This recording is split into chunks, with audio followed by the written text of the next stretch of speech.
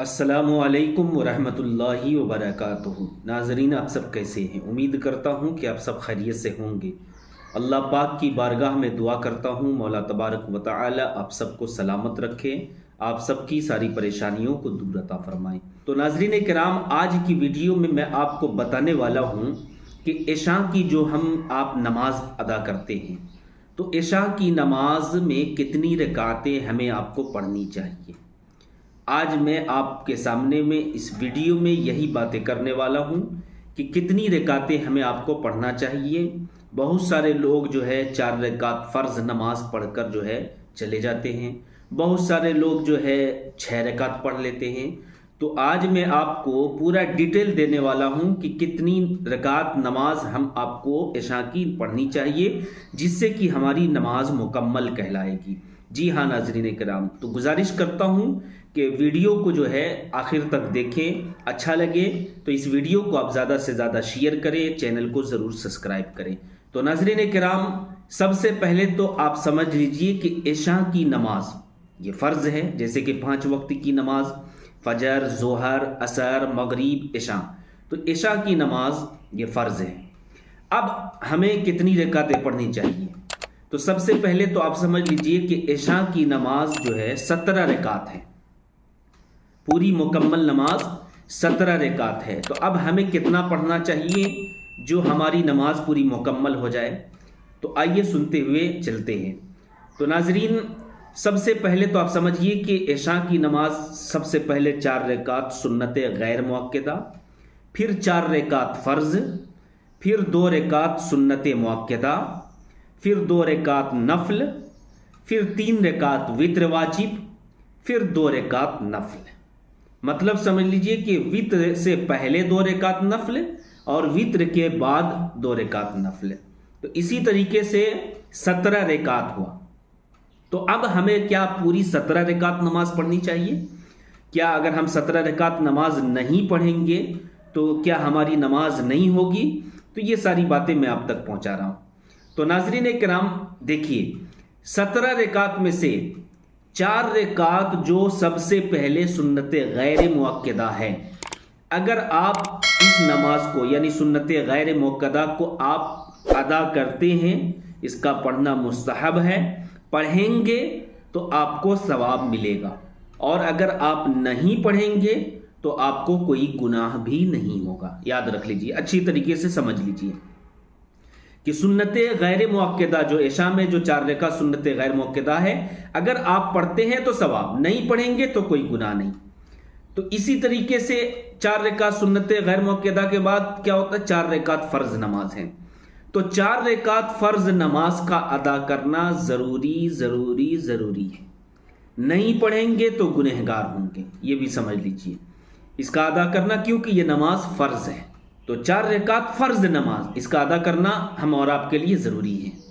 अब उसके बाद फ़र्ज नमाज के बाद में 2 रकात सुन्नत जो हम पढ़ते हैं, तो ये 2 रकात सुन्नत का अदा करना भी ज़रूरी है, क्योंकि ये सुन्नत मुअक्कदा है, यानी सुन्नत मुअक्कदा, इसका अदा करना ज़रूरी है। अगर आप नहीं पढ़ेंगे तो गुनहगार होंगे, ये समझ लीजिए। यानी फ़र्ज नमाज के बाद में जो 2 रकात पहले सुन्नत पढ़ते हैं, इसका अदा करना ज़रूरी है, सुन्नत मुअक्कदा है। फिर उसके बाद जो है 2 रकात नफल।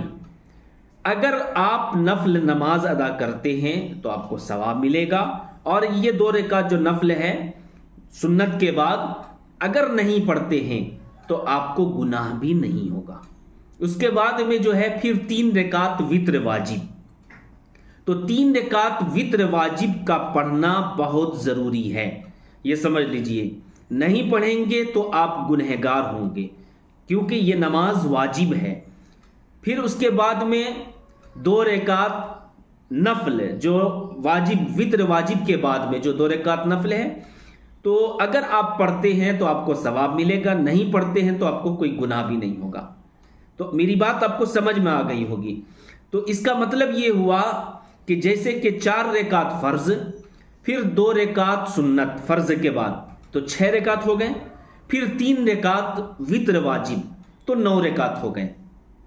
तो 9 रकात नमाज अगर आप इशा में पढ़ते हैं तो आप کی نماز کہلائے گی، آپ کو ثواب ملے گا۔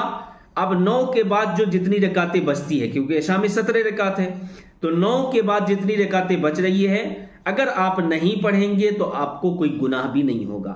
لیکن بات یہاں پر آپ سمجھ لیجئے کہ جو نفل نماز ہے، نفل نماز یا سنت غیر مؤکدہ نماز ہے، آپ اگر اس کو ادا کرتے ہیں، کیونکہ نفل نماز کی بہت بڑی فضیلت آئی ہے۔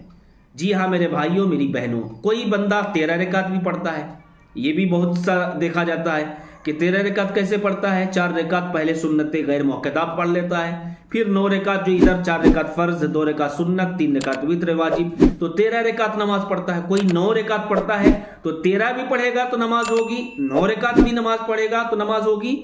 اب جو ہے یعنی کہ 4 رکعت فرض، 2 رکعت سنت، 3 رکعت وتر واجب، اگر یہ ان میں سے اگر کوئی چھوٹ گیا تو آپ گنہگار ہوں گے۔ جی ہاں میرے بھائیوں میری بہنوں، اب رہی بات نفل نماز کی، بہت بڑی فضیلت آئی ہے میرے بھائیوں۔ نفل نماز سے اللہ کے قرب کا ذریعہ ہے، یعنی اللہ کے قریب ہونے کا ذریعہ ہے۔ جو بندہ نفل نماز ادا کرتا ہے تو اللہ کے قریب ہونے کا ذریعہ ہے، اور کل قیامت کے دن نماز کے بارے میں جو حساب ہوگا، یاد رکھ لیجئے، اور حساب ہونا ضروری ہے، برحق ہے، ٹھیک ہے۔ سب سے پہلا سوال نماز کے بارے میں قیامت کے دن ہوگا۔ تو بتایا جاتا ہے کہ اگر فرض نماز میں کمی بیشی رہ گئی تو نفل نماز سے اللہ تبارک و تعالیٰ پورا فرما دے گا۔ تو میرے بھائیوں میری بہنوں، نفل نماز بھی ضرور پڑھا کریں۔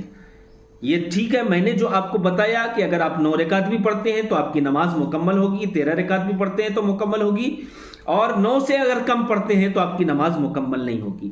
اور نفل نماز ہمیشہ پڑھتے رہیں، نفل نماز سے آپ کو فائدہ، فضیلت، اس کے بارے میں اللہ کے نبی نے فرمایا، اللہ کے نبی صلی اللہ علیہ وسلم نے اس کے بارے میں فرمایا کہ نفل نماز اللہ کے قریب ہونے کا ذریعہ ہے۔ ایک تو یہ فائدہ، اور دوسرا فائدہ یہ ہے کہ کل قیامت کے دن اگر کمی بیشی ہو گئی تو انشاءاللہ نفل نماز کے ذریعے اللہ تعالی ہمارے فرض نماز کو پورا فرما دے گا، تو ضرور ادا کریں۔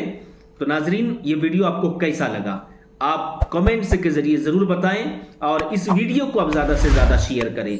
السلام علیکم ورحمۃ اللہ وبرکاتہ۔